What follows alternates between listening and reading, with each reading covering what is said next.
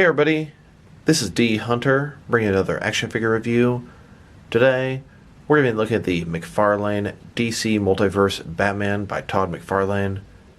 This is a gold label exclusive figure, meaning he's available at Walmart stores. I was able to pre-order mine at Walmart.com many months ago. He arrived today.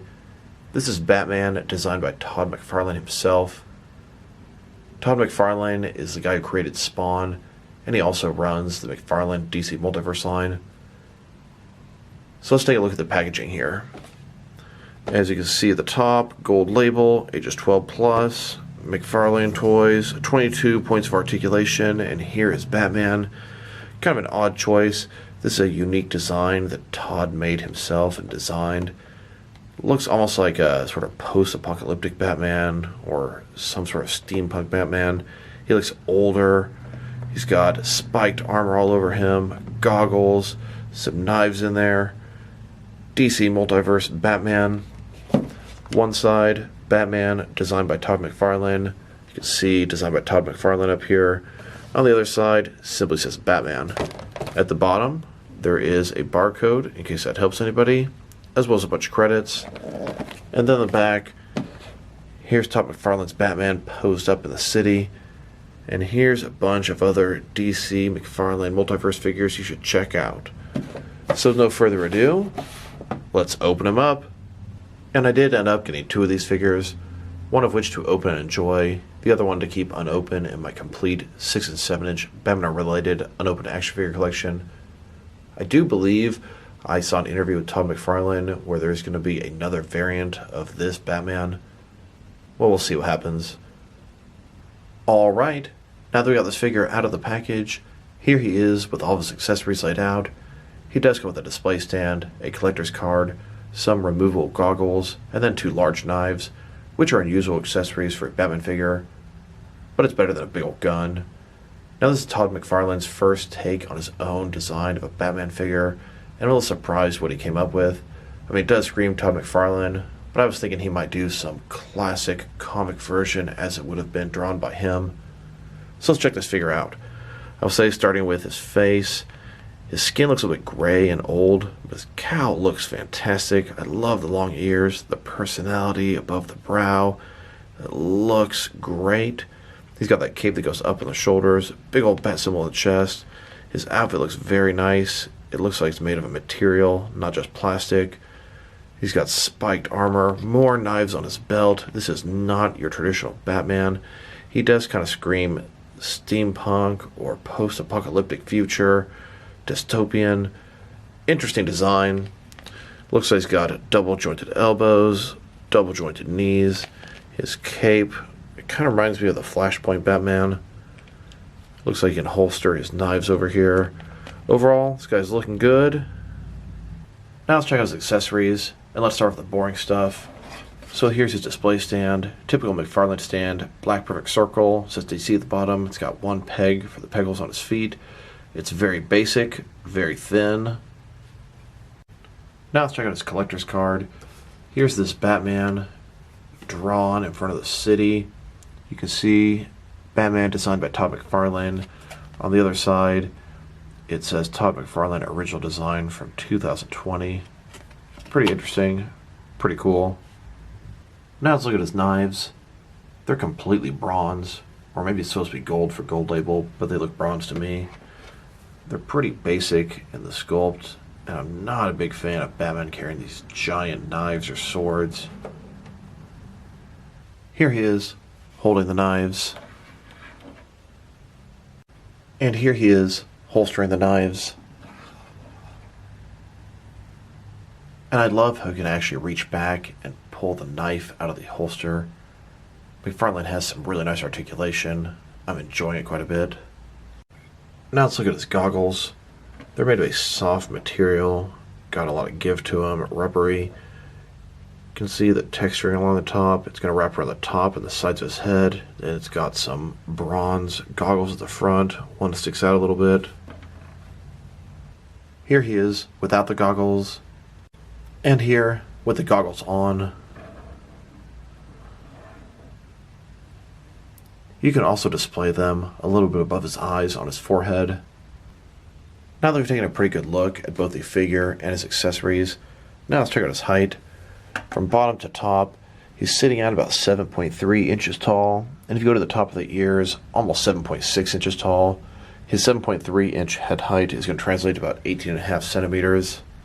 Now let's check out his articulation. Starting with his head here, of course, it can rotate from side to side. He can tilt quite a bit, giving him a lot of personality. He can go down that far, up that far. Very good range of motion there. Shoulders on a ball joint. They can go out a little bit more than 90 degrees. Up, down, around, all that good stuff. He does have a butterfly joint between his shoulder and chest area. Just increasing the range of motion there. Bicep cut below that. Double jointed elbows below that.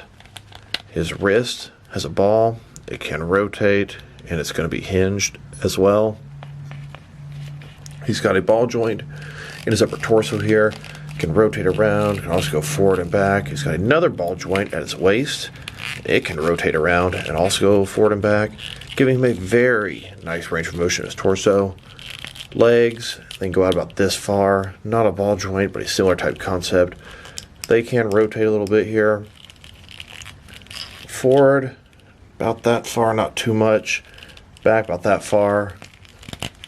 Double jointed knees. Then his ankle here has a ball in the middle, go up and down. Can rotate, and it can tilt and rock with ease. And there's toe articulation. Here he is, doing research in the Batcave while Alfred is offered to serve him tea. And then he decides to take the old death metal Batcycle out for a spin. Here he is, driving on the streets of his steampunk-style Gotham.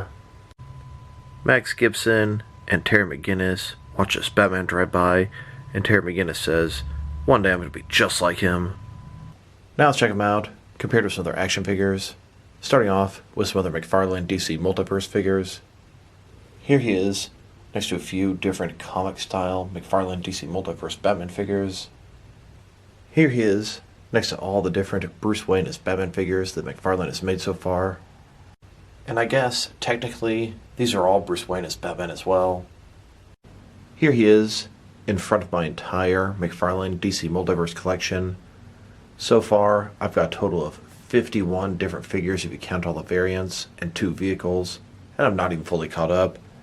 I still don't have the Death Metal Batman, the Gold Arkham Knight Batman, the Gold Arkham Origins Deathstroke, and the entire Last Night on Earthwave.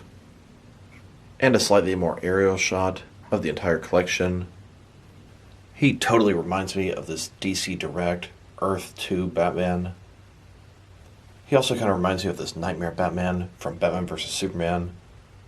He's from a post-apocalyptic potential future, and that is kind of what the Todd McFarlane Batman is giving vibes off for. And now let's check him out, next to some action figures from different various companies, to see how he fits in both scale and style-wise, in case you want to know which lines you can mix him with. And I'm going to try to show off as many Batman figures as I can during these comparisons. Here he is, next to some of his McFarlane Toys brothers. In front of you are 5 different action figure lines, all from McFarlane Toys, all 7-inch scale. And here he is, next to some DST, or Diamond Select Toys. Then, next to some DC Direct and DC Collectibles Batman figures. And here, with some NECA Batman figures. Then, next to some Mattel wrestling figures. And here he is, next to some Mezco 1/12 cloth soft goods Batman figures. Then, next to some Mattel DC Universe Classics and Multiverse Batman figures. And here, next to some Mafex Batman figures. Then, next to some Hasbro Marvel Legends. And here he is, next to some SH Figure Arts Batman figures. And finally, here he is, next to some Jazzwares Fortnite figures. So overall, this is a very nice Batman figure.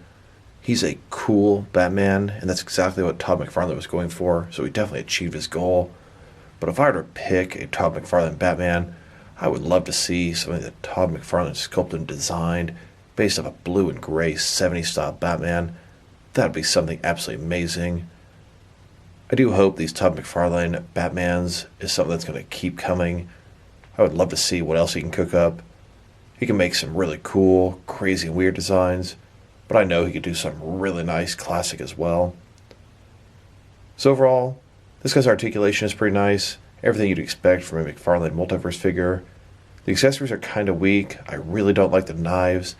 Not only do I not like knives as Batman weapons, but these ones are very bland and have almost no detail to them.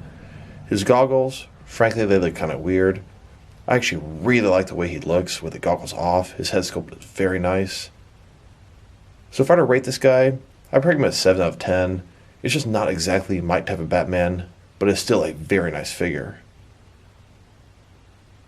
So this is D Hunter. Thank you guys for watching this video. If you liked the video, press like below. If you have anything you want to say about the video, add it to the comment section. If you want to see additional action figure reviews from me, press subscribe. I do appreciate when you do that. Once again, this is D Hunter. Thank you guys for watching this video, and I will talk to you guys real soon.